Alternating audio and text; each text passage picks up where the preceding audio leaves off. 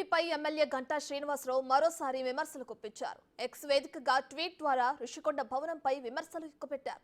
ఎన్నికల ముందే ఈ రాచకోట రహస్యం వెల్లడై ఉంటే మీకు 11 సీట్లు కూడా వచ్చేవి కావని వైసీపీని ఉద్దేశించి అన్నారు.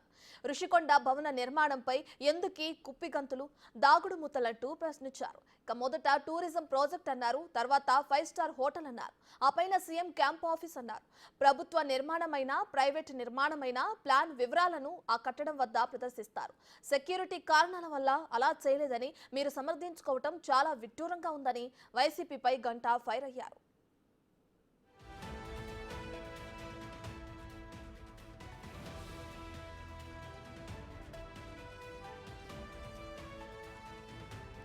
రాష్ట్రపతి, ప్రధానమంత్రి, గవర్నర్ బస చేయడానికి ఐఎన్ఎస్, డేకా, నేవల్ గెస్ట్ హౌస్ వంటి నిర్దిష్ట విడిది ప్రాంతాలు ఉన్నాయన్నారు.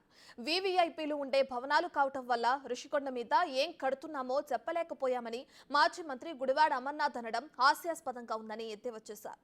సరైన అనుమతులు లేవని ప్రభుత్వమే నిర్ణయించిన ప్రజా వేదికను నిర్దాక్షిణ్యంగా కూల్చివేశారని, మరి గ్రీన్ ట్రిబ్యునల్ మొదలు అనేక అభ్యంతరాలున్న రుషికొండ భవనాన్ని ఏం చేయాలని ప్రశ్నించారు గంటా.